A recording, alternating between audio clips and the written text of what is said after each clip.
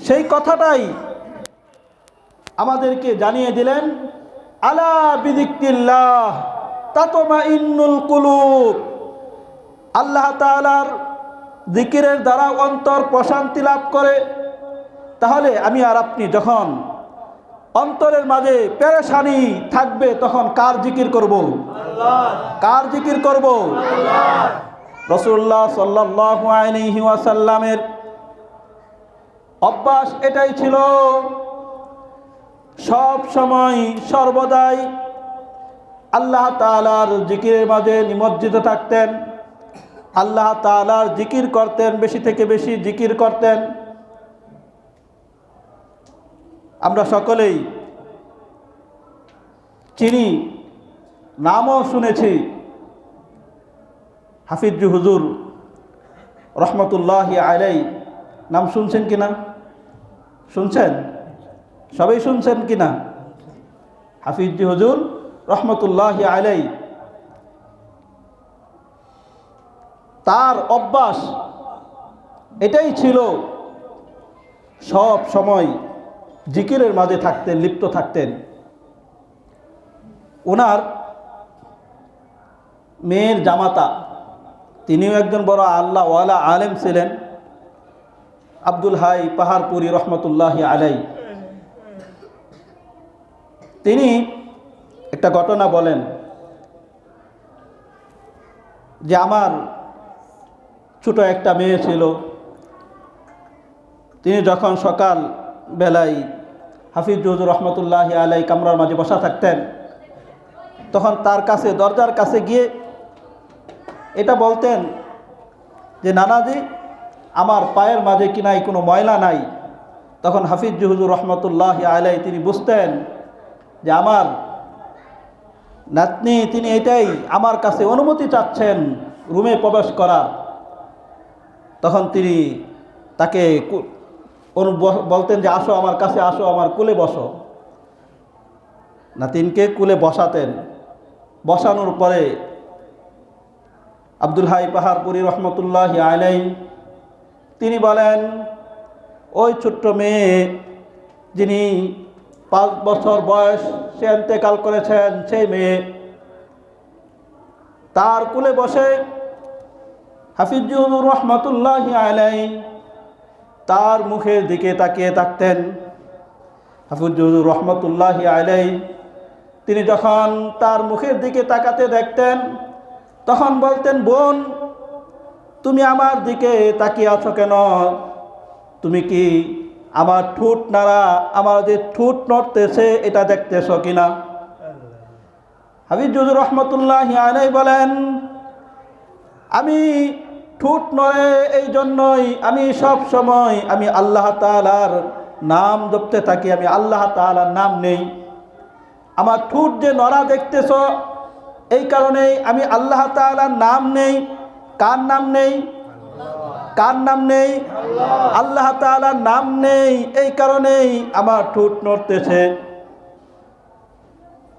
হাফিজ হুজুর রহমতুল্লাহি আলাইহি ওনার অভ্যাস এটাই ছিল, সব সময় আল্লাহ তাআলার জিকিরের মাঝে মশগুল থাকতেন। সব সময়, কোনো সময় বেহুদা গল্প গুজবের মাঝে সময় পার করেন নাই। কেউ যদি ওনার কাছে যেতেন, গেলে ওনার কাছে এটাই দেখতেন, হয় তিনি কুরআনুল কারীম দেখে দেখে পড়ছেন, তেলাওয়াত করছেন, অথবা কোরআনে কারীম বন্ধ করে মুখস্থ তেলাওয়াত করছেন, না হয় জিকিরের মাঝে লিপ্ত আছেন, আল্লাহ তাআলার জিকির করছেন। সব সময় আল্লাহ তাআলার জিকিরের মাঝে মগ্ন থাকা। আমার আপনার সময় যেন অনর্থক নষ্ট না হয়, বেহুদা কথাবার্তা, বেহুদা গল্পগুজব, গীবত, শেকায়াত, পরনিন্দা, এই সমস্ত জিনিসের মাঝে যেন লিপ্ত না থাকে। যখন আমি আমার জিহ্বাকে আল্লাহ তাআলার জিকিরের কাজে লাগাবো, তখন এই জিহ্বা কি হবে? গীবত থেকে বিরত থাকবে, শেকায়াত থেকে বিরত থাকবে, পরনিন্দা থেকে বিরত থাকবে, বিভিন্ন গুনাহ থেকে এই জিহ্বা বিরত থাকবে। আল্লাহ তাআলা তার কালামে পাকের মাঝে দুই শ্রেণীর লোকের কথা আল্লাহ তাআলা বলেছেন। এক শ্রেণীর লোক হলো সফল কাম, আরেক শ্রেণীর লোক হলো ব্যর্থ। কয় শ্রেণীর কথা? কয় শ্রেণীর কথা? দুই শ্রেণীর কথা আল্লাহ তাআলা বলেছেন।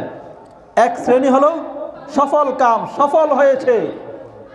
আরেক শ্রেণী হলো ব্যর্থ হয়েছে, তাদের জিন্দেগি ব্যর্থতার মাঝে কেটেছে। আল্লাহ তাআলা সূরাতুশ শামস এর মাঝে কসম খায়ে বিভিন্ন জিনিসের কসম খেয়েছেন। ওয়াশ-শামসি ওয়া দুহাহা ওয়াল কমারি ইযা তালাহা ওয়ান নাহারি ইযা জাল্লাহা ওয়াল লাইলি ইযা ইয়াগশাহা ওয়াস সামাই ওয়া মা বানাহা ওয়াল আরদি ওয়া মা তাহাহা ওয়া নাফসিন ওয়া মা সাওয়াহা ফাআলহামাহা ফুজুরাহা ওয়া তাকওয়াহা। এতগুলা জিনিসের কসম খেয়েছেন আল্লাহ তাআলা। সূর্য, চন্দ্র, দিন, রাত, এসবগুলো জিনিসের কসম খেয়ে আল্লাহ তাআলা বলতেছেন কদ আফলাহা মান যাক্কাহা। সে ব্যক্তি সফল কাম হয়েছে, কামিয়াবির মাঝে আছে যে তার আত্মাকে পরিশুদ্ধ করেছে, যে তার নফসকে পবিত্র করেছে। নফসকে, আত্মাকে পরিশুদ্ধ করা, পবিত্র করা মানে তার আত্মাকে, নফসকে সমস্ত গুনাহের কালিমা থেকে, গুনাহ থেকে তার আত্মাকে পবিত্র করেছে। শিরিক থেকে তার আত্মাকে, তার নফসকে পবিত্র করেছে। আরো বিভিন্ন ধরনের যত গুনাহ আছে, আল্লাহ তাআলার নাফরমানি আছে, সমস্ত নাফরমানি থেকে তার অন্তরকে পবিত্র করেছে। যে তার অন্তরকে গুনাহ থেকে পবিত্র করেছে, অন্তরকে গুনাহ থেকে মুক্ত রেখেছে, সেই ব্যক্তি কামিয়াব। সেই ব্যক্তি কি কামিয়াব, সফল কাম, সফল হয়েছে। কদ আফলাহা মান যাক্কাহা। আর যারা তাদের আত্মাকে পবিত্র করবে, গুনাহ থেকে মুক্ত রাখবে, গুনাহমুক্ত একটা জীবন গঠন করবে, আল্লাহ তাআলা তাদের জন্য ফয়সালা করে রেখেছেন, প্রস্তুত করে রেখেছেন জান্নাত। সুবহানাল্লাহ। কি প্রস্তুত করেছেন? জান্নাত আল্লাহ তাআলা প্রস্তুত করে রেখেছেন। আর যদি সেই নফসকে, আত্মাকে বিনষ্ট করে, ওয়াকাদ খাবা মান দাসাহা। আর সেই হলো ব্যর্থ যে তার নফসকে বিনষ্ট করেছে, নফসকে শিরকের মাঝে নিমজ্জিত করেছে, নফসের মাঝে বিভিন্ন ধরনের গুনাহের কারণে নফসকে নষ্ট করে ফেলেছে। আল্লাহ তাআলা যেই নফসকে, আত্মাকে আল্লাহ তাআলা আমাদের দিয়েছেন, যার ঈমান আছে, ঈমানওয়ালা ব্যক্তির নফস আলোকিত হয়, উজ্জ্বল হয়। কাল কিয়ামতের ময়দানেও ঈমানওয়ালা ব্যক্তির ঈমানের একটা নূর থাকবে, আলো থাকবে। নূরুহুম ইয়াসআ বাইনা আইদিহিম ওয়া বিআইমানিহিম, নূরুহুম ইয়াসআ বাইনা আইদিহিম ওয়া বিআইমানিহিম। ওই ঈমানওয়ালা ব্যক্তির কি থাকবে বলেন তো দেখি, জোরে বলেন না, কি থাকবে? কি থাকবে? নূর থাকবে, আলো থাকবে। কিয়ামতের ময়দানে সেই নূর আর আলো তার ডানে, তার বামে, তার সামনে, পিছনে ছোটাছুটি করতে থাকবে। যারা গুনাহগার, পাপাচার, যারা তাদের নফসকে কলুষিত করেছে গুনাহের দ্বারা, যারা তাদের নফসকে বিনষ্ট করেছে গুনাহের দ্বারা, তারা ওই ঈমানওয়ালা ব্যক্তিকে বলতে থাকবে, একটু দাঁড়াও, অপেক্ষা করো, ইলতামিস, একটু দাঁড়াও, একটু অপেক্ষা করো, তোমার কাছ থেকে যাতে আমরা সেই নূর নিতে পারি। তখন ঈমানওয়ালা বলবে, ফারজিউ ইলা নূরিকুম, তোমরা সেই ঈমান, এখন এই ঈমানের নূর তোমরা এখন এই জায়গা থেকে নিতে পারবে না। তোমরা কি করো? তোমরা সেই পিছনের দিকে তোমরা ফিরে যাও, দুনিয়া থেকে সেই ইমানের নূর আনতে হবে, দুনিয়া থেকে তোমার সেই আলো নিয়ে আসতে হবে। ইমানওয়ালা ব্যক্তির অন্তরের মাঝে ইমানের একটা নূর থাকে, আলো থাকে। এই আলোটা, নূরটা নষ্ট হয়ে যায় গুনাহের দ্বারা। কিসের দ্বারা নষ্ট হয়? জোরে বলেন না, কিসের দ্বারা নষ্ট হয়? গুনাহের দ্বারা নষ্ট হয়ে যায়, ইমানের নূর নষ্ট হয়ে যায়। এই জন্য আমার আপনার ইমানের নূর যাতে নষ্ট না হয়, গুনাহের কারণে, পাপাচারের কারণে, নাফরমানির কারণে, আল্লাহ তাআলার অবাধ্যতার কারণে আমার সেই নূর যেন নষ্ট না হয়, সেই ব্যাপারে আমাকে সতর্ক থাকতে হবে। সব সময় গুনাহমুক্ত জিন্দেগি গঠন করতে হবে, যাতে করে আমার সেই ইমানের নূর নষ্ট না হয়ে যায়। ইমানের নূর নষ্ট হয়ে যায় গুনাহের কারণে। আর গুনাহগার ব্যক্তির অবস্থা, পরিস্থিতি কি হবে? কাল কিয়ামতের ময়দানে বড় ভয়াবহ অবস্থা হবে। জাহান্নামের অবস্থাও বড় ভয়াবহ অবস্থা হবে। আল্লাহ তাআলা সূরাতুল গাশিয়া শুরু থেকে আল্লাহ তাআলা বলেন, হাল আতাকা হাদিসুল গাশিয়া, হাল আতাকা হাদিসুল গাশিয়া। হে আমার নবী, আপনার কাছে কি সেই বিষয়ের সংবাদ বসেছে, যেই বিষয়, যেই জিনিসটা সমস্ত জিনিসকে বেষ্টন করে নিবে, সমস্ত জিনিসকে আচ্ছাদিত করে নিবে। মুফাসসিরিনে কেরাম বলেন, গাশিয়া মানে সমস্ত জিনিসকে বেষ্টন করে নিবে, আচ্ছাদিত করে নিবে। এর দ্বারা উদ্দেশ্য হলো কিয়ামত। এর দ্বারা উদ্দেশ্য কি? কিয়ামত। উদ্দেশ্য কি? কিয়ামতের দিন, কিয়ামতের সময় মানুষের সেই এক প্রভাব, মানুষের মাঝে এক ভয়, এমনভাবে মানুষের মাঝে কিয়ামতের অবস্থাটা তাদের মাঝে প্রভাব ফেলবে, সমস্ত জিনিসকে সেটা সেই প্রভাব বেষ্টন করে নিবে। আপনার কাছে কি সেই কিয়ামতের সংবাদ, বা যেই জিনিস আপনার কাছে সেই জিনিসের সংবাদ বসেছে, যেই জিনিস সমস্ত জিনিসকে বেষ্টন করে নেবে? হাল আতাকা হাদিসুল গাশিয়া উজুহু ইয়াউমাইযিন খাশিআ। সেই দিন, উজুহু ইয়াউমাইযিন, সেই দিন অনেক মানুষের চেহারা, অনেক মানুষের চেহারা সেই দিন এমন হবে, উজুহু ইয়াউমাইযিন খাশিআ, অবনত হবে, ভয়ে কম্পিত থাকবে। সেই ভয়ের কারণে কার চেহারা কেমন যে হবে, কার চেহারা, আমার চেহারা কেমন হবে আমি নিজেও জানি না। সেই কিয়ামতের কারণে এমন চেহারা, কিছু লোক, অনেকগুলো মানুষের চেহারা এমন হবে, অবনত হবে, ভয়ের কারণে, ভয়ের ছাপ, গুনাহের কারণে, গুনাহ করেছে দুনিয়ার দিকে। এখন সেই ভয়ের কারণে চেহারা অবনত হবে। কি অবস্থা হবে আল্লাহ তাআলাই ভালো জানেন। উজুহু ইয়াউমাইযিন খাশিআ আমিলাতুন নাসিবা, আমিলাতুন নাসিবা, পরিশ্রান্ত হবে, ক্লান্ত হবে। তাসলা নারান হামিয়া, আর তাদেরকে তাসলা নারান হামিয়া, উত্তপ্ত আগুন জাহান্নামের মাঝে তাদেরকে প্রবেশ করানো হবে। সেই গুনাহগারকে জাহান্নামের মাঝে প্রবেশ করানো হবে। তাসলা নারান হামিয়া তুসকা মিন আইনিন আনিয়া, তুসকা মিন আইনিন আনিয়া, তাদেরকে পান করানো হবে ফুটন্ত টকবগে ঝর্ণার মাঝে, ফুটন্ত টকবগে পানি যে আছে সেই পানিকে তাদেরকে পান করানো হবে। সেই জাহান্নামীদেরকে ফুটন্ত পানি, সেই পানির ঝর্ণা হবে, সেটা থেকে তাদেরকে পান করানো হবে।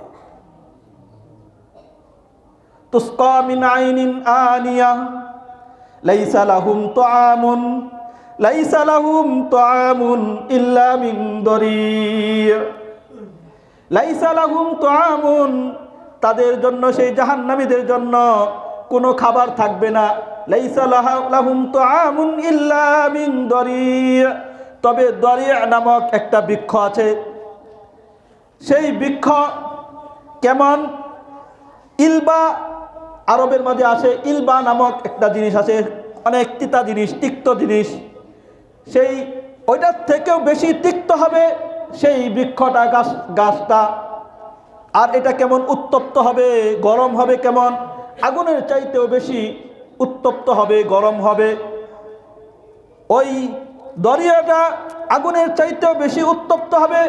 দুর্গন্ধ কেমন হবে? দুর্গন্ধ এমন হবে, মৃত বস্তু মারা যাওয়ার পরে সেই জিনিসটা যখন নষ্ট হয়ে যায়, যেমন গন্ধ ছড়ায়, যেই গন্ধের কারণে আমরা তার পাশে দিয়েও আমরা যেতে পারি না, দূর থেকেই নাক ধরে আমরা চলতে থাকি। সেই মৃত বস্তুর থেকেও দুর্গন্ধ বেশি হবে ওই দরিয়া নামক বৃক্ষটা। উত্তপ্ত আগুনের থেকে বেশি, মৃত বস্তুর থেকে দুর্গন্ধ আরো বেশি, এবং ওটা তিতাও বেশি হবে। তাহলে দেখেন, ওই জিনিসটা তাকে, কাঁটাযুক্ত জিনিস, ওই জিনিসটা তাকে তখন খাবার চাবে, খাবার চাইতে থাকবে, খাবার চাইতে থাকবে। তখন তাকে ওই জিনিসটা খাওয়ার জন্য দেওয়া হবে। ওই জিনিস খেলেই কি তার খাওয়ার কারণেই তার শরীর, দেহ মোটা তাজা হয়ে যাবে? না, না, তেমন না। সেটা খাওয়ার কারণে তার পেটের ক্ষুধা দূর হয়ে যাবে, এমন হবে না। না, না, এমন হবে না, তার পেটের ক্ষুধাও দূর হবে না। আল্লাহ তাআলা তাই বলেন, লাইসা লাহুম তুআমুন ইল্লা মিন দরি', তাদেরকে খাবার দেওয়া হবে, দরি নামক বৃক্ষের জিনিসটা তাদেরকে খাবার দেওয়া হবে। ওই খাবার খাওয়ার কারণে তাদের ক্ষুধা যে দূর হবে, তেমন হবে না। লা ইসমিনু ওয়ালা ইউগনি মিন জু', লা ইসমিনু ওয়ালা ইউগনি মিন জু', ওই খাবারের কারণে তারা মোটা তাজা হয়ে যাবে, হৃষ্টপুষ্ট হয়ে যাবে, তাও হবে না। লা ইসমিনু ওয়ালা ইউগনি মিন জু', ওইটার কারণে তার ক্ষুধা নিবারণ হয়ে যাবে, ক্ষুধা দূর হয়ে যাবে, তাও হবে না। এখন ওই জাহান্নামের আগুন থেকে যদি বাঁচতে চাই, জাহান্নাম থেকে যদি আমি আর আপনি বাঁচতে চাই, যাতে করে আমি আর আপনি সফল কাম ব্যক্তিদের, সফল যারা আছে, সফলতার মাঝে যারা আছে, যে সমস্ত ব্যক্তিরা, আল্লাহ তাআলা যেই দুই শ্রেণীর লোকের কথাই আল্লাহ তাআলা বলেছেন, কদ আফলাহা মান যাক্কাহা ওয়া কদ খাবা মান দাসসাহা, যারা তাদের আত্মাকে, নফসকে পরিশুদ্ধ করেছে, পবিত্র করেছে, তারা হলো সফল কাম। তারা কি কাম? জোরে বলেন না, তারা কি কাম? কি হয়েছে? সফল হয়েছে। ওয়াকাদ খাবা মান দাসসাহা, আর যারা তাদের নফসকে, আত্মাকে গুনাহের দ্বারা, আল্লাহ তাআলার নাফরমানির দ্বারা বিনষ্ট করেছে, নষ্ট করেছে, কালিমা যুক্ত করেছে, তারা হলো ব্যর্থতার জিন্দেগি তাদের। হাদিসের মধ্যে এসেছে, বান্দার অন্তরের মাঝে আল্লাহ তাআলা কলব নামক একটা জিনিস আল্লাহ তাআলা দিয়েছেন। ওই জিনিসটা আয়নার মতো পরিচ্ছন্ন, পরিষ্কার। এটার মাঝে বান্দা যখন একটা গুনাহ করে, গুনাহ করার কারণে তার ওই অন্তরের মাঝে একটা দাগ পড়ে যায়, কালো দাগ পড়ে যায়। কি পড়ে? কালো দাগ পড়ে যায়। সে যদি তওবা করে আল্লাহ তাআলার কাছে মাফ চায়, ক্ষমা চায়, তাহলে ওই কালো দাগটা দূর হয়ে যায়, আবারই পরিষ্কার হয়ে যায়। আর যদি আল্লাহ তাআলার কাছে মাফ না চায়, তাহলে একটা গুনাহ করেছে, তার অন্তরের মাঝে কালো দাগ পড়েছে, আবারই আরেকটা গুনাহ করেছে, তার অন্তরের মাঝে আরেকটা কালো দাগ পড়েছে, আবারই গুনাহ করেছে, তার অন্তরের মাঝে আরেকটা কালো দাগ পড়েছে। এইভাবে বারবার গুনাহ করতে করতে তার অন্তরের মাঝে কালো দাগ পড়তে পড়তে তার অন্তরটা কলুষিত হয়ে যায়, কালো হয়ে যায়, সম্পূর্ণ কলুষিত হয়ে যায়, কালো হয়ে যায়। আর ওই অন্তর যখন একবারে কালো হয়ে যায়, বিবস্ত্র হয়ে যায়, তখন ওই অন্তরটা, ওয়াইদা ফাসাদাল জাসাদু কুল্লু, যখন অন্তর পুরাটাই নষ্ট হয়ে যায়, কালো হয়ে যায়, তখন ওই অন্তর এমন হয়ে যায়, যার সমস্ত দেহই নষ্ট হয়ে যায়, যার অন্তর নষ্ট হয়ে গিয়েছে, তার সমস্ত দেহটাই নষ্ট হয়ে যায়। যার কারণে তার অন্তর যখন নষ্ট হয়ে যায়, যার কারণে তার চোখের দেখা ভালো থাকে না, তার হাতের ধরা ভালো থাকে না, তার পায়ের চলা ভালো থাকে না। হাত দ্বারা নাফরমানির কাজ করে, চোখের দ্বারা নাফরমানির কাজ করে, পায়ের দ্বারা নাফরমানির কাজ করে, চিন্তা ফিকির এর দ্বারাও সে নাফরমানির কাজ করে। কারণ কি, যখন তার অন্তর গুনাহ করতে করতে নষ্ট হয়ে গিয়েছে, তখন তার কাছে নেকের কথা যখন বলা হয়, কোরআনের কথা বলা হয়, তখন তার কাছে এটা ভালো লাগে না। হাদিসের কথা বলা হয়, তখন তার কাছে এটা ভালো লাগে না। তখন তার কাছে গুনাহের জিনিসটাই তার কাছে ভালো লাগে। সেই অন্তর কে আমাকে আপনাকে পবিত্র করতে হলে, পরিচ্ছন্ন করতে হলে আমাকে আপনাকে আল্লাহ তাআলার কাছে তওবা করে, ইস্তেগফার করে, আল্লাহ তাআলার কাছে ক্ষমা চেয়ে এটাকে পবিত্র করতে হবে। আল্লাহ তাআলা এই বিশেষ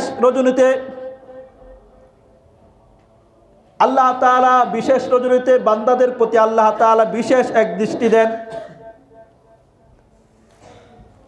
একফিরু লিজামিই খালকিহি, এমন দৃষ্টি দেন, বিশেষ দৃষ্টির কারণে আল্লাহ তাআলা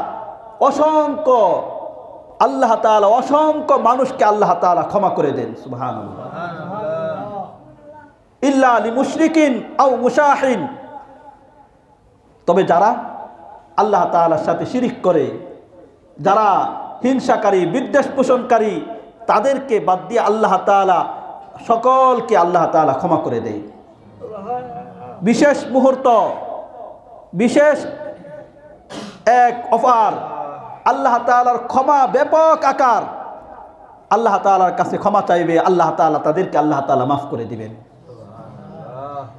সেই বিশেষ রজনী, যেটাকে আমরা কি বলি, লাইলাতুল বারাআ বা শবে বরাআত বলি, এই রাত্রি, এই জন্য এই রাত্রিকে মূল্যায়ন করা, এই রাত্রিতে কি করা, মূল্যায়ন করা, এই রাত্রিকে আল্লাহ তাআলার কাছ থেকে ক্ষমা চেয়ে নেওয়া, আল্লাহ তাআলার কাছ থেকে সেই গুনাহকে মাফ করে নেওয়া। আল্লাহ তাআলার প্যারা হাবিব সাল্লাল্লাহু আলাইহি ওয়াসাল্লামের হাদিসের মধ্যে এসেছে, সুনানে ইবনে মাজার 1388 নম্বর হাদিস, قال رسول الله صلى الله عليه وسلم إذا كانت ليلة النصف من شعبان, যখন শাবান মাসের 15 তারিখের রাত্রি যখন আসে, ফাকুমু লাইলাহা, রাসূল বলেন ফাকুমু লাইলাহা, তোমরা ওই রাত্রিতে কি করো, ফাকুমু লাইলাহা, রাত্রিতে ইবাদত করো, ওয়াসুমু ইয়াওমাহা, এবং দিনের বেলায় রোজা রাখো। আমরা বলেছিলাম এই রোজার ক্ষেত্রে আমরা অবশ্যই যারা পারি আইয়ামে 20 হিসাবেও যদি রাখতে পারি তাহলে সবচেয়ে সুন্দর হয়। অনেকে আমরা রোজা রেখেছি, আজকে অনেকে রোজা রেখেছে 13, 14, 15, এই 3 দিন রোজা রাখলে কি হবে, আইয়ামে 20, যেটা রাসূল সাল্লাল্লাহু আলাইহি ওয়াসাল্লাম প্রত্যেক মাসে এইভাবে রোজা রাখতেন, সেই সবটাও আমরা পেয়ে যাব। তারপরে পরবর্তী দিনের বেলায় কি করা, রোজা রাখা। ওয়াসুমু ইয়াওমাহা ফাইন্নাল্লাহা ইয়ানজুলু ফিহা লিগুরুবিশ শামসি ইলা সামাঈদ দুনিয়া, আল্লাহ তাআলা এই রাত্রিতে আসমান, দুনিয়ার যে আকাশ আছে সেই আকাশে আল্লাহ তাআলা অবতরণ করেন। সুবহানাল্লাহ বলেন না, সুবহানাল্লাহ।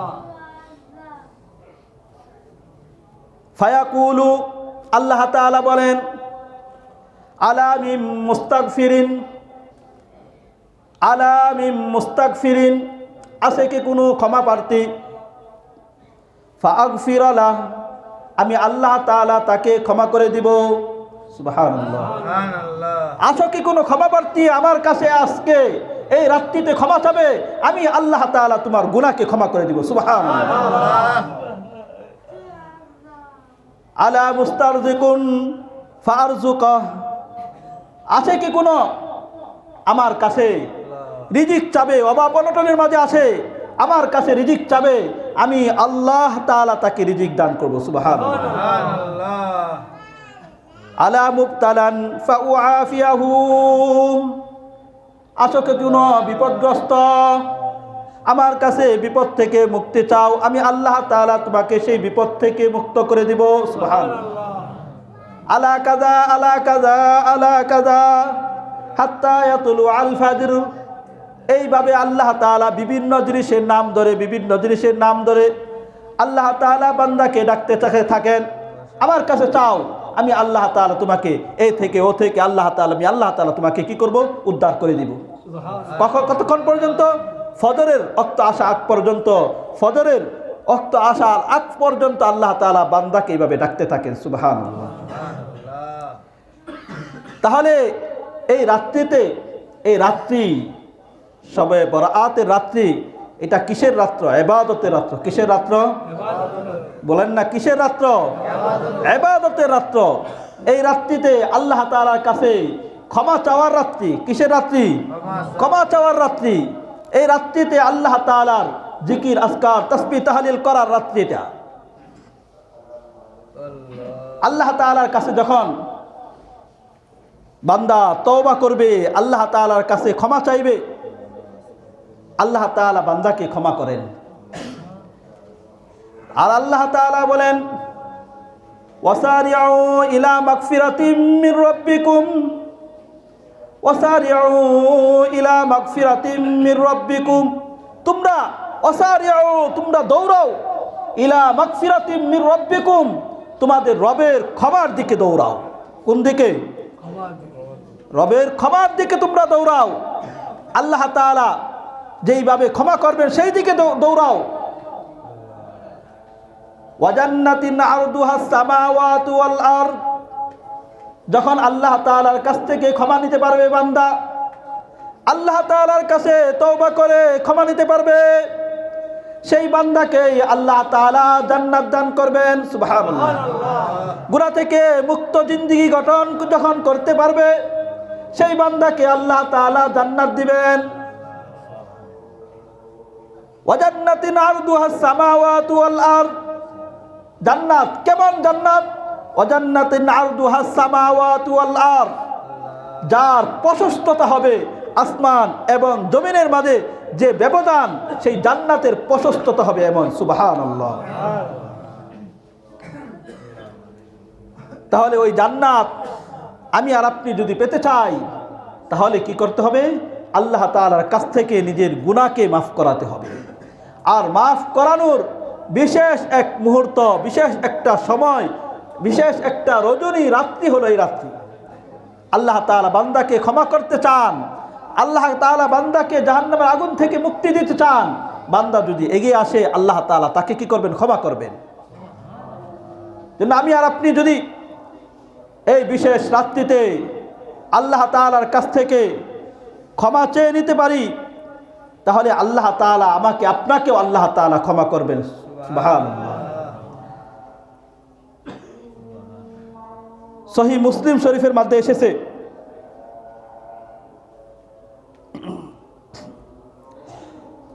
রাসূলুল্লাহ সাল্লাল্লাহু আলাইহি ওয়াসাল্লাম বলেন, ইন্নাল্লাহা আযজা ওয়া জাল ইয়াবসুতু ইয়াদাহু বিল-লাইলি লিয়াতুবা মুসিউন নাহার। আল্লাহ তাআলা তার হাতকে প্রসারিত করে দেন। ইয়াবসুতু ইয়াদাহু বিল-লাইল, রাত্রিবেলায় আল্লাহ তাআলা তার হাতকে প্রসারিত করে দেন। লিয়াতুবা মুসিউন নাহার, আল্লাহ তাআলা রাত্রিবেলায় তার হাতকে প্রসারিত করে দেয়, যাতে করে আল্লাহ তাআলার কাছে দিনের গুনাহগার ব্যক্তিরা যাতে করে আল্লাহ তাআলার কাছে ক্ষমা চাই, আল্লাহ তাআলার কাছে মাফ চাই। দিনে যারা গুনাহ করেছে তাদের জন্য আল্লাহ তাআলা রাত্রিবেলায় হাতকে প্রসারিত করে দেয়। আল্লাহ তাআলা যখন হাতকে প্রসারিত করে দেবেন, তখন আমি আর আপনি যদি আল্লাহ তাআলার কাছে ক্ষমা চাই, আল্লাহ তাআলা মাফ করবেন কি করবেন না? করবেন। করবেন কি করবেন না? করবেন। আল্লাহ তাআলা ক্ষমা করার জন্যই তো আল্লাহ তাআলা হাতকে প্রসারিত করেছেন। ওয়ায়াবসুতু ইয়াদাহু বিন-নাহার, আর দিনের বেলায় আল্লাহ তাআলা হাতকে প্রসারিত করে দেন লিয়াতুবা মাসিউল লাইল, রাত্রে বেলায় যারা গুনাহ করেছে তাদের জন্য আল্লাহ তাআলা দিনের বেলায় হাতকে প্রসারিত করে দেয়, হে রাত্রের গুনাহগাররা, তোমরা আমার কাছে দিন হয়েছে, এখন আমার কাছে ক্ষমা চাও, আমি আল্লাহ তাআলা তোমাকে ক্ষমা করে দিব। সুবহানাল্লাহ। এটা কতদিন পর্যন্ত? একদিন দুই দিন নয়, একদিন এরকম করবেন এমনও না, আল্লাহ তাআলা প্রত্যেক দিনই হাত্তা তাতলু আশ-শামসু মিন মাগরিবিহা, প্রত্যেক দিনই আল্লাহ তাআলা রাত্রিবেলায় হাতকে প্রসারিত করে দেয়, আয় হে আমার বান্দারা, দিনের বেলায় যে সমস্ত গুনাহ করেছ রাত্রিবেলায় আমি আল্লাহ তাআলার কাছে ক্ষমা চাও, আমি আল্লাহ তাআলা তোমার সেই গুনাহকে ক্ষমা করে দিব। প্রত্যেক দিনই এইভাবে আল্লাহ তাআলা দিনের বেলাও আল্লাহ তাআলা বলেন, হাতকে প্রসারিত করে দেয়, হে রাত্রের গুনাহগার বান্দারা, আমার কাছে ক্ষমা চাও, আমি আল্লাহ তাআলা তোমার গুনাহকে ক্ষমা করে দিব। প্রত্যেক দিন এইভাবে আল্লাহ তাআলা বান্দার গুনাহকে ক্ষমা করতে চায়, কিন্তু বান্দা সে আল্লাহ তাআলার থেকে দূরে সরে থাকে, আল্লাহ তাআলা থেকে দূরে সরে থাকে। আল্লাহ তাআলা চায় বান্দা আমার কাছে আসো, আমার কাছে আসো, আমি আল্লাহ তাআলা গুনাহকে ক্ষমা করব। এই জন্য আমি আর আপনি যদি আল্লাহ তাআলার কাছে ক্ষমা চাই, আল্লাহ তাআলা অবশ্যই অবশ্যই আল্লাহ তাআলা ক্ষমা করে দিবেন। তওবার জন্য, ক্ষমার জন্য আল্লাহ তাআলার কাছে তওবা করতে হলে এক নাম্বার শর্ত হলো আমি আল্লাহ তাআলার যে নাফরমানি করেছি, গুনাহ করেছি, সেই গুনাহকে স্বীকার করতে হবে। যেমন আমি মদ পান করেছি, এটা আমি বড় একটা গুনাহ করেছি, এটা আমাকে অন্তরের মাঝে স্বীকার করতে হবে, এটা বড় একটা গুনাহ করেছি। আমি জিনা করেছি, আমি জুলুম করেছি, অত্যাচার করেছি, চুরি করেছি, ডাকাতি করেছি, লুটতরাজ করেছি, এই সমস্ত গুনাহ, যে সমস্ত গুনাহ আমি করেছি, সে সমস্ত গুনার জন্য আমাকে অন্তরের মাঝে স্বীকার করতে হবে, হ্যাঁ আমি এটা গুনাহ করেছি। আর এই গুনাহ করেছি যেহেতু, এই গুনাহের কারণে আমি নিজেই লজ্জিত হতে হবে, হে আল্লাহ আমি মদ পান করেছি, এটা তো তোমার নাফরমানির কাজ, এই কারণে হে আল্লাহ আমি তোমার নাফরমানি করেছি, এই কারণে হে আল্লাহ আমি তোমার কাছে লজ্জিত, আল্লাহ আমি তো জিনা করেছি, এই কারণে হে আল্লাহ এটা একটা গুনাহের কাজ করেছি, এই জন্য আমি এটাকে স্বীকার করলাম, আর এই জন্য আমি হে আল্লাহ তোমার কাছে লজ্জিত, আমি তোমার কাছে অনুতপ্ত আমি হচ্ছি। আমি চুরি করেছি, ডাকাতি করেছি, বিভিন্ন ধরনের যত গুনাহ করেছি, সমস্ত গুনাহের জন্য হে আল্লাহ আমি তোমার কাছে অনুতপ্ত, হে আল্লাহ আমি তোমার জন্য তোমার কাছে অনুতপ্ত। আমি যখন গুনাহকে স্বীকার করবে, গুনাহের জন্য অনুতপ্ত হবে, তারপরে যখন আর এই ইচ্ছা করবে, এই নিয়ত করবে, হে আল্লাহ আমি তো গুনাহকে স্বীকারও করলাম, আমি গুনাহের জন্য অনুতপ্ত হলাম, আল্লাহ আমি এই সমস্ত গুনাহ, জিনাহের গুনাহ, মদ পানের গুনাহ, ব্যভিচারের গুনাহ, যত গুনাহ আছে সেই সমস্ত গুনাহ আমি করেছি, এই জন্য আমি লজ্জিত হয়ে তারপরে যখন আমি আল্লাহ তাআলার কাছে এই অদাবদ্ধ হব, হে আল্লাহ এই গুনাহকে আমি আর ভবিষ্যতে করব না, যখন এই এরাদা করে, এই ইচ্ছা করবে, হে আল্লাহ এই গুনাহকে আমি আর করব না, এই গুনাহকে আমি আর করব না, এই গুনাহকে আমি আর করব না বলে আল্লাহ তাআলার কাছে যখন বান্দা তওবা করবে, আল্লাহ তাআলা ওই বান্দার তওবাকে সাথে সাথে আল্লাহ তাআলা কবুল করে নেবে। সুবহানাল্লাহ। এটা হলো আল্লাহ তাআলার হকের ক্ষেত্রে। নাফরমানির ক্ষেত্রে যখন এই তিনটা শর্তের সাথে সে আল্লাহ তাআলার কাছে তওবা করবে, সে দিনে করুক, রাত্রে করুক, প্রকাশ্যে করুক, গোপনে করুক, যেইভাবে হোক আল্লাহ তাআলার কাছে তওবা করবে, আল্লাহ তাআলা বান্দার তওবাকে কবুল করে নেবে। সুবহানাল্লাহ। সুবহানাল্লাহ। আর যখন মানুষের বান্দার হক যদি নষ্ট করে থাকে, তাহলে সেই গুনাহের জন্য আরেকটি শর্ত হলো, যার হক নষ্ট করেছে, যার উপর জুলুম করেছে, যার কাছ থেকে চুরি করেছে, যার কাছ থেকে ডাকাতি করেছে, যার অসন্তুষ্টি চিত্তে, তার খুশি মনে নয়, তাকে বেজার করে তার কাছ থেকে জিনিস নিয়ে এসেছে, তার কাছে ওই জিনিসের জন্য বান্দার হক নষ্ট করার কারণে বান্দার কাছে ক্ষমা চাইতে হবে। বান্দার কাছে ক্ষমা চেয়ে যখন আল্লাহ তাআলার কাছে ক্ষমা চাবে, আল্লাহ তাআলা ওই বান্দাকেও আল্লাহ তাআলা ক্ষমা করে দিবেন। সুবহানাল্লাহ। জন্য আল্লাহ তাআলা আমাকে, আপনাকে, সকলকেই এই বিশেষ রজনীতে গুনাহ মাফের এক রজনী রাত্র, এই রাত্রতে যাতে আমি আর আপনি আল্লাহ তাআলার কাছ থেকে রোনাজারি করে কান্নাকাটি করে আল্লাহ তাআলার কাছ থেকে গুনাহকে মাফ করাতে পারি, সেই তৌফিক আল্লাহ তাআলা আমাদের সকলকে দান করে। সকলে বলে আমিন। তাহলে এই রাত্রি কিসের রাত্রি? ইবাদতের রাত্রি। সকলে বলেন কিসের রাত্রি? এই রাত্রি কিসের রাত্রি? ইবাদতের রাত্রি। এই জন্য আল্লাহ তাআলার কাছে বেশি থেকে বেশি এক নাম্বার তো হলো নামাজ পড়ে দীর্ঘক্ষণ দাঁড়িয়ে দাঁড়িয়ে নামাজ পড়ে আল্লাহ তাআলার কাছে চাই। সালাতুত তাওবা করে তাওবার নামাজ পড়ি, নামাজ পড়ে আল্লাহ তাআলার কাছে চাই, ক্ষমা চাই। আল্লাহ তাআলার কাছে আমার প্রয়োজন আছে, সালাতুল হাজত পড়ি, আল্লাহ তাআলার কাছে চাই। আমার গুনাহ মাফের জন্য আমি আল্লাহ তাআলার কাছে চাই। সালাতুত তাসবিহ নামাজ পড়ি, নামাজ পড়ে আল্লাহ তাআলার কাছে চাই। হাদিসের মধ্যে এসেছে হুজুর সাল্লাল্লাহু আলাইহি ওয়াসাল্লাম তার চাচা আব্বাস রাদিয়াল্লাহু তাআলা আনহু তাকে বললেন, হে আমার চাচা, আমি কি আপনাকে কোনো একটা কিছু উপহার দিব? আমি কি আপনাকে কোনো কিছু প্রদান করব? তারপরে বললেন, আমি আপনাকে একটা জিনিস বলবো, সেটা হলো সালাতুত তাসবিহ। আপনি যদি এই নামাজটা পড়েন তাহলে আপনার সামনের পিছনের ছোট বড় প্রকাশ্যে গোপনে ইচ্ছাকৃত ভুলকৃত যত গুনাহ আছে আল্লাহ তাআলা সমস্ত গুনাহকে মাফ করে দেবে। সেটা হলো আপনি নামাজে দাঁড়ায়ে আল্লাহু আকবার বলে তাকবীর তাহরিমা বলে, তারপরে সানা পড়ে আলহামদুলিল্লাহ সূরা পড়ে সূরা মিলানোর পরে রুকুতে যাওয়ার আগে আপনি এই তাসবিহটা 15 বার পড়েন।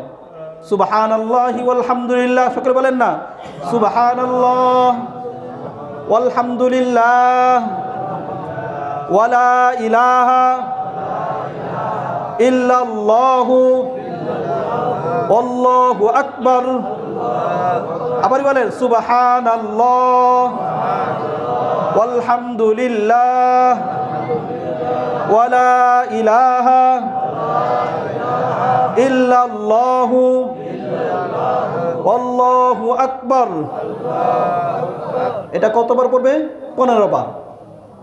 তারপরে রুকুতে যাবে, রুকুতে যে আবারই রুকুর তাসবিহ পড়ার পরে সুবহান রাব্বিয়াল আযীম সুবহান রাব্বিয়াল আযীম এটা পড়ার পরে তারপরে কি করবে? এই তাসবিহটা আবারই পড়বে 10 বার। কতবার? আবারই রুকু থেকে উঠবে, দাঁড়াবে, সামি আল্লাহু লিমান হামিদা রব্বানা লাকাল হামদ এটা পড়ার পরে আবারই পড়বে কয়বার? 10 বার।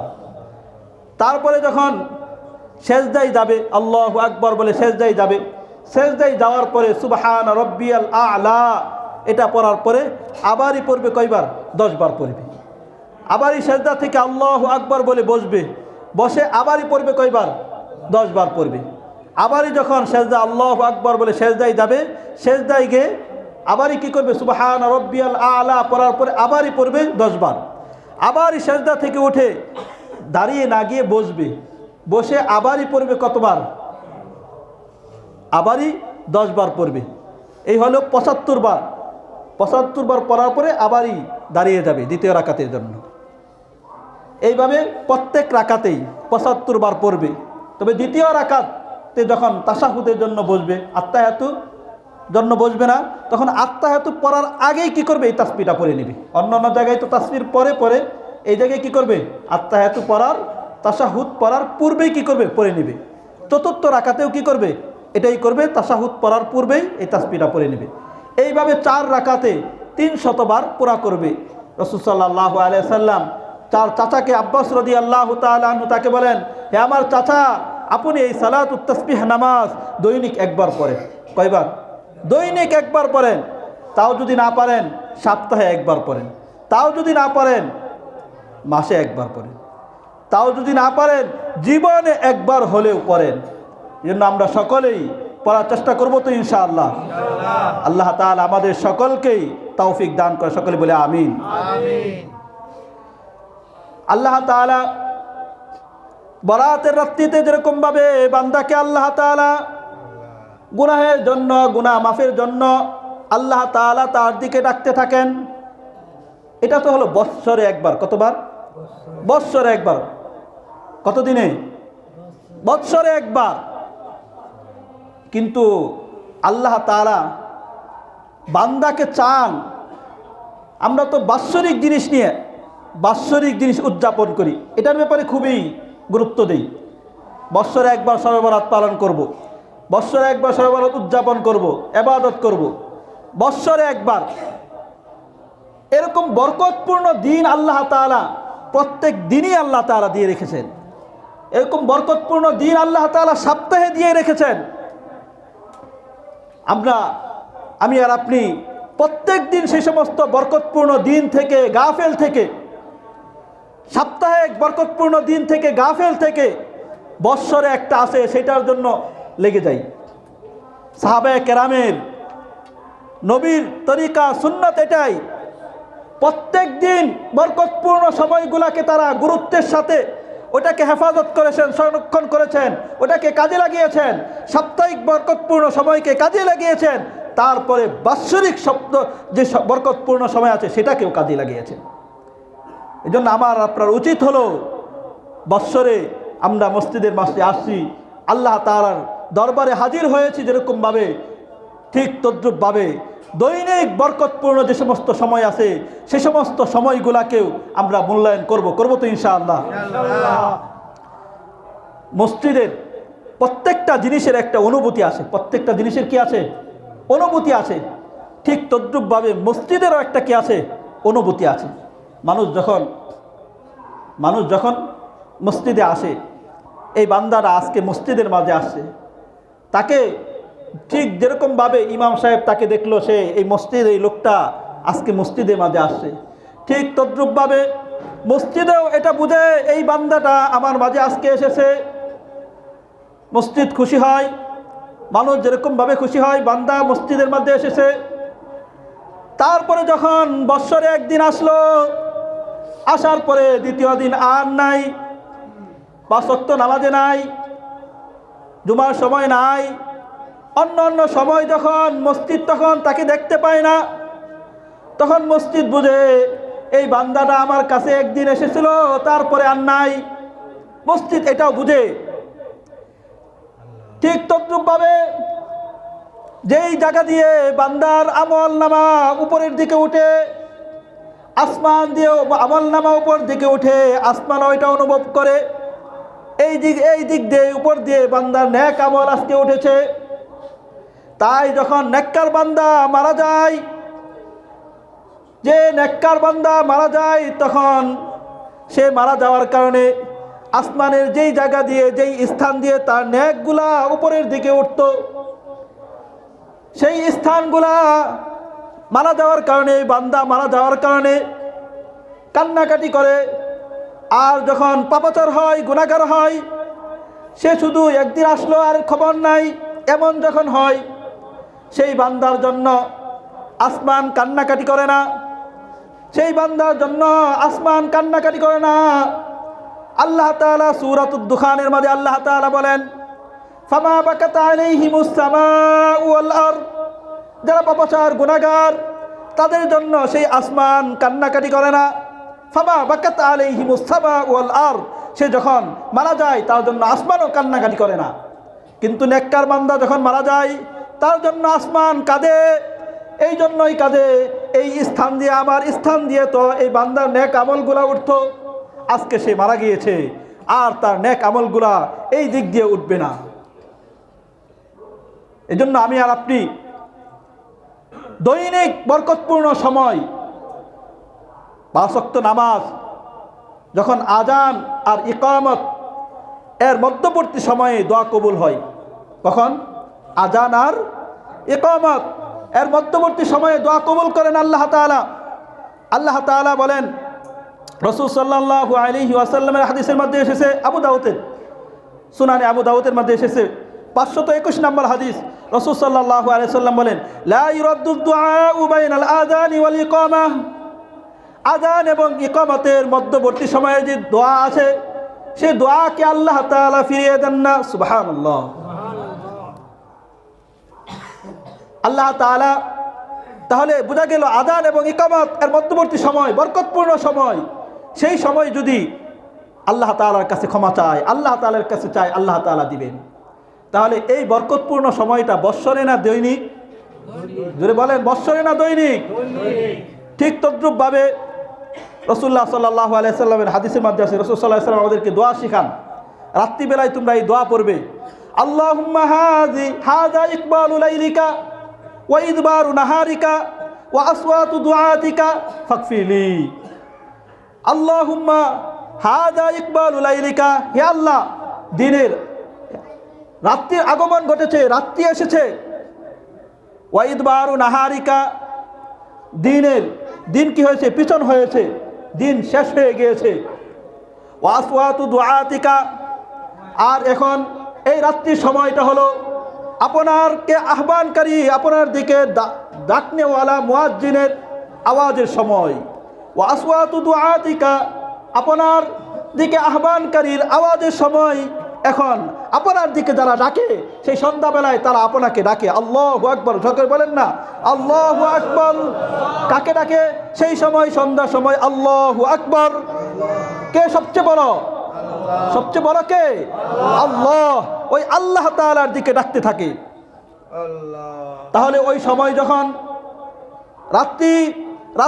রাত্রের সময় আসছে, দিন শেষ হয়ে গেছে, আর ওই সময় মুয়াজ্জিন আল্লাহ তাআলার দিকে ডাকতেছে। এখন রাসূল জানেন এই সময়টা বরকতপূর্ণ সময়, সন্ধ্যাবেলায় মাগরিবের পূর্ব মুহূর্তে বরকতপূর্ণ সময়। এখন এই সময় দোয়া করলে আল্লাহ তাআলা দোয়া কবুল করেন। তাই রাসূল সাল্লাল্লাহু আলাইহি সাল্লাম শিখিয়ে দিলেন, হে আমার উম্মতেরা, তোমরা এই সময় আল্লাহ তাআলার কাছে ক্ষমা চাও। সুবহানাল্লাহ। তাই বলেন ফাগফিরলি, তুমি আল্লাহ তাআলা, তুমি কি করো? আমার কাছে ক্ষমা চাও। তাহলে সাপ্তাহিকও আছে, প্রত্যেক সপ্তাহে এমন একটা মুহূর্ত আছে, শুক্রবার দিন এমন একটা মুহূর্ত আসে, সেই সময় বান্দা যেই জিনিস চাইবে আল্লাহ তাআলার কাছে, সেই সময় আল্লাহ তাআলা বান্দার ওই নেক বাসনাকে আল্লাহ তাআলা পুরা করে দেয়। সুবহানাল্লাহ। অনেকে উলামায়ে কেরাম বলেন ওই সময়টা আসর এবং মাগরিব দুইটার মাঝখান সময়।